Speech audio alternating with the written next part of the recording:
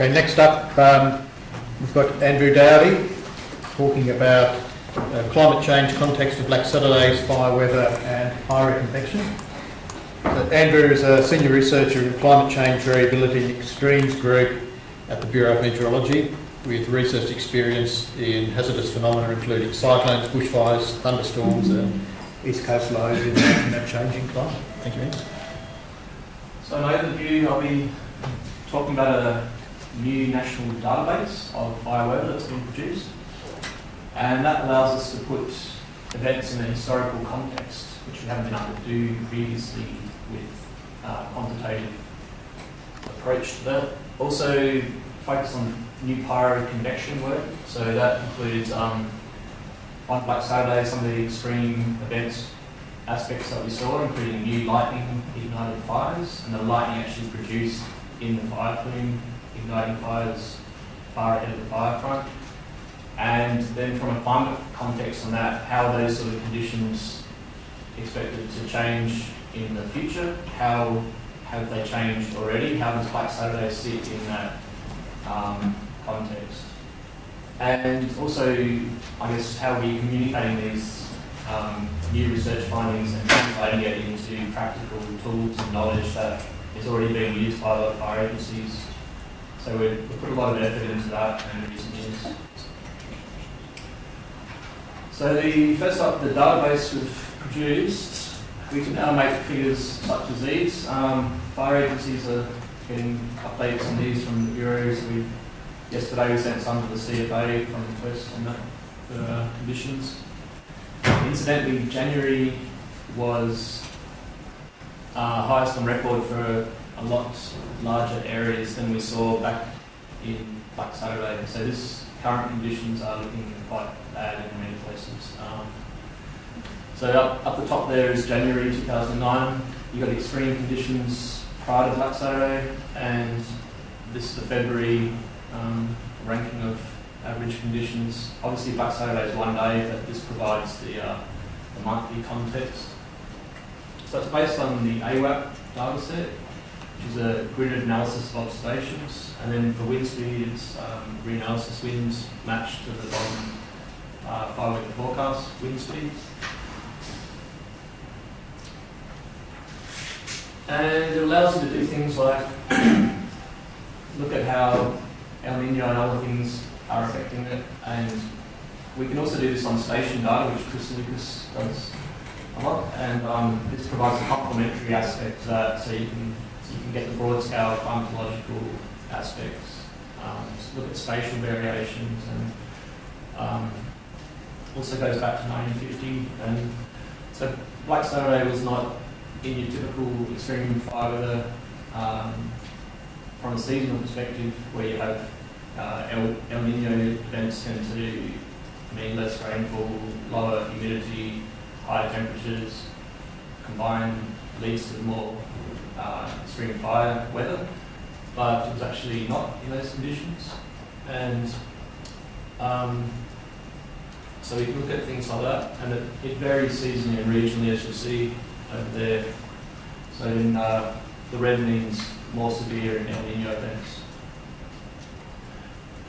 The database also allows us to rank events in the historical context for each day back to 1950, and it's updated every day automatically, so we're doing this in real time as well.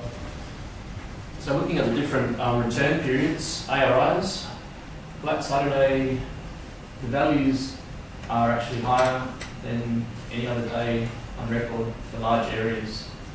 Even up to now, there's nothing similar. If you look at around the Melbourne area here, in this database, there are 10-year return values lower than 60 in the area, but there were values of 140 plus on the day in this database. Depending on the data set you're using, if you're using AWS, you can get even higher values than this database, or if you're using station data. So there's variation in exact magnitude, but this database provides a consistent data set over time and spatially that you can use to examine the relative climatological aspects of it. So that's complementary to sort of the spatial data operations.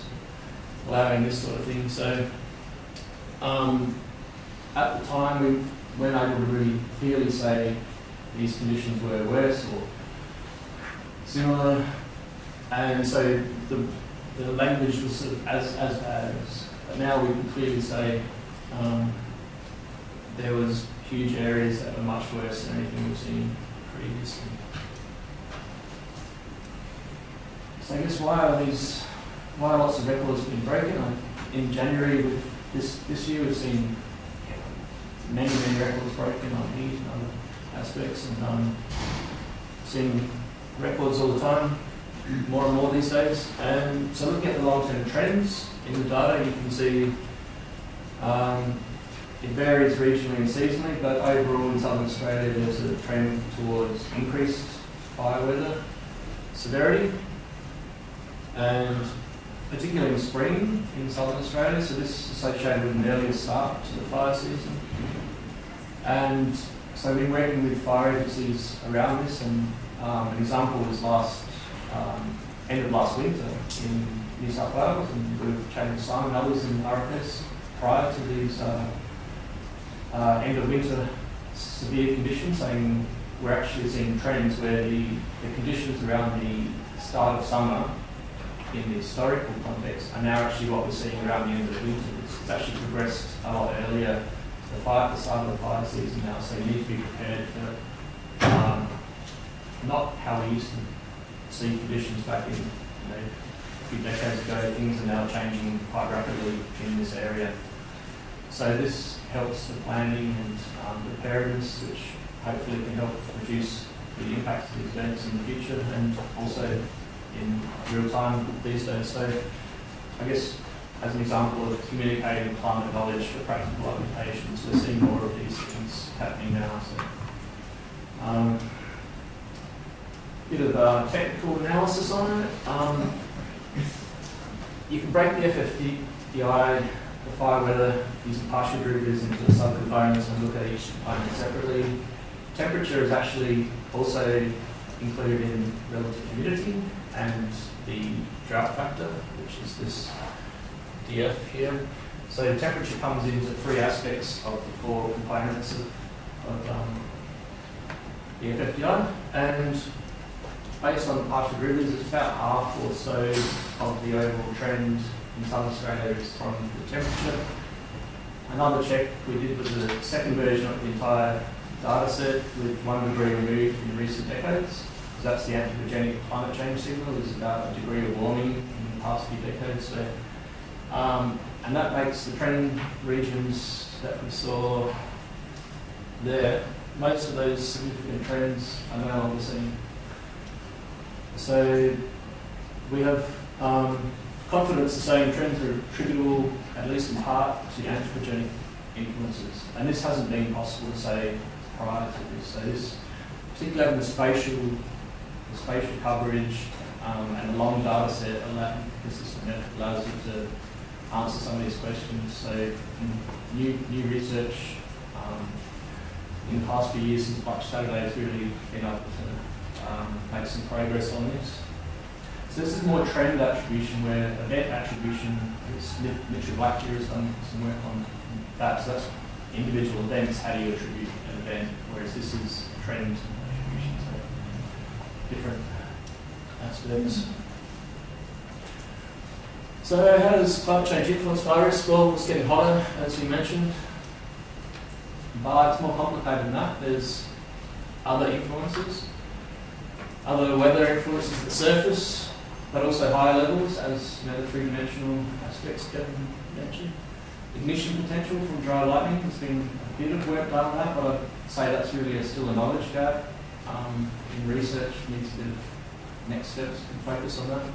Fuel conditions, etc. So it's a compound event. Extreme fire lanes is confluence of factors, and compound events are also another thing that hasn't really had much attention yet, and highlight that as a research gap as well. How do you combine all these different factors together and look at their influence? So we had a paper last year that started to do that, just combining FFDI and C-Haines. So C. Haynes measures your pyroconvection risk higher up in the troposphere, whereas the FFI is more of the surface fire weather. So when do you get those two things simultaneously extreme? And we found trends in the simultaneous occurrence of extreme values of both of those conditions in southeastern Australia, as shown there, particularly during summer.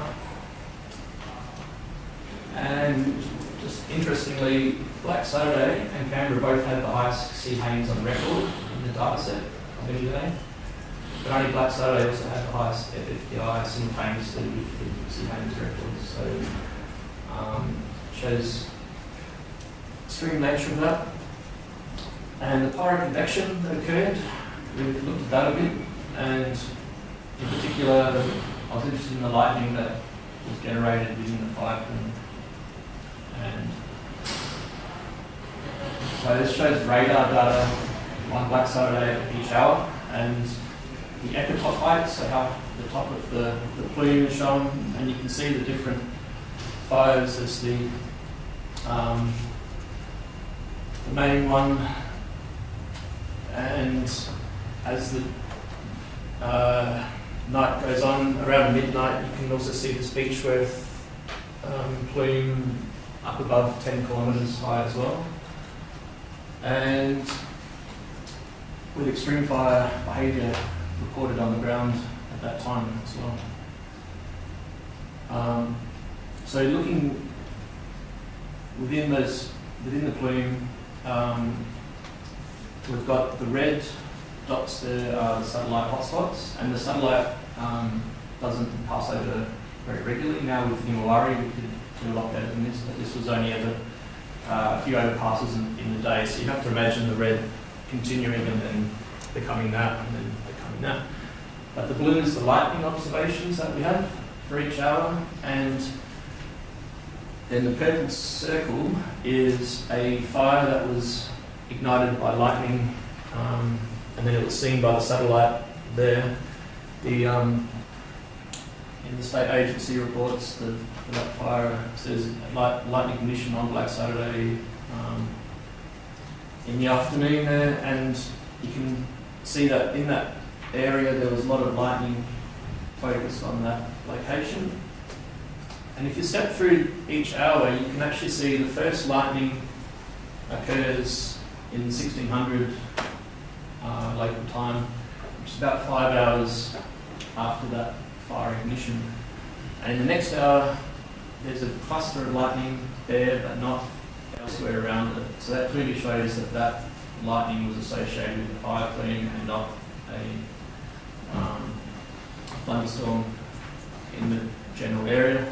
At the timing of the wind change in the next one, you see a little bit of lightning to the northwest, but then in subsequent hours, that clustering of lightning in the fire plume stays there. So that's the pyrocumulonimbus, pyro-CP, because it's the lightning is evidence that's a thunderstorm, and it's really, even though there were strong winds, it stays focused on that same place over the fire, so it's locked, it's linked, coupled with the actual fire. And interestingly, the Beechworth fire, you see lightning being initiated about after midnight, whereas we didn't see any lightning thunderstorm activity around there earlier. So it shows a pyro-CB initiated around midnight, even though the surface conditions are actually not as severe for fire weather in terms of FFPI values at that time at night than they were earlier in the day. And this highlights the synoptic mesoscale conditions. So Schmel, Engel and others looked at the wind change, and then when later in the night it became an undulate bore, and there was their modelling showed this uplift ahead of the bore and this here suggests this was a trigger for initiating the pyroconvection. So there's a lot we can see from this sort of combining different data sets, and yes, as I said before, the conditions were extreme in terms of the C. Haynes highest on record, as well as the surface conditions. So what do we know about how this might change in the future? Well, we've been making projections of FFDI and CHAINS based on global climate models, but also based on downscaling. We've got so far produced it from a couple of different ensembles of downscaling, as well as a 18-member global climate model ensemble. So it's an ensemble of ensembles. So hopefully we're sampling as much of the uncertainty space as we can around this, because each model has got its own strengths and limitations. But they will consistently show this increase in southern Australia in CHAINS greater than 6, noting that 6 was the previous limit for division of design of the Haynes Index in North America, but for Australian conditions, as Graham showed, it goes a lot higher here.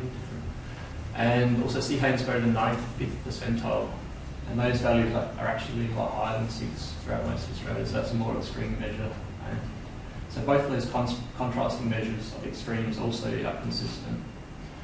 So there's a lot of consistency in this.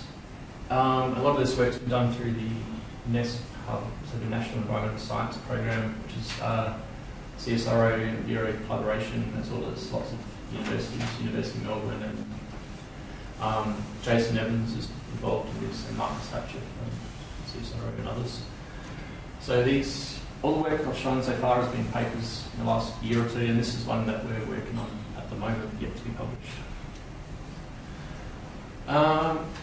So I guess it's been a bit of bad news about how climate change can make things worse, but what can we do about it? Well, I guess we can, in addition to reducing emissions, we can also do adaptation and better long-range prediction and better climate tools is one way that this can be done, and communicating that to agencies.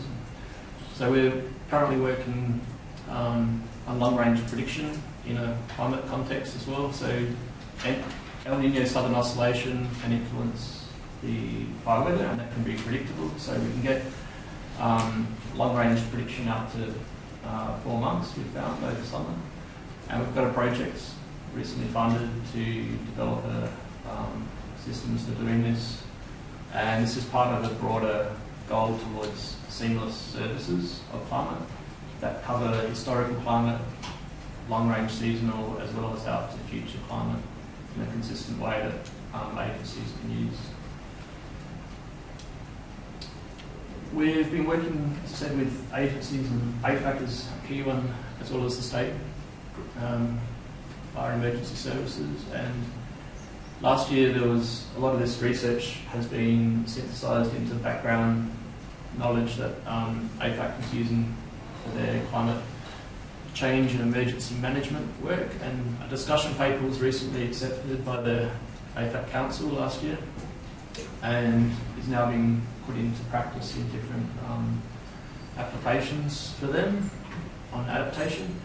And in general, the climate knowledge allows emergency services to see that some of the events we're seeing these days may be outside of anything they've experienced previously, so that rethinking practices may be beneficial for these extreme events, whether past practices are going to be applicable to events we haven't seen before, maybe being aware of thinking outside of what you might expect.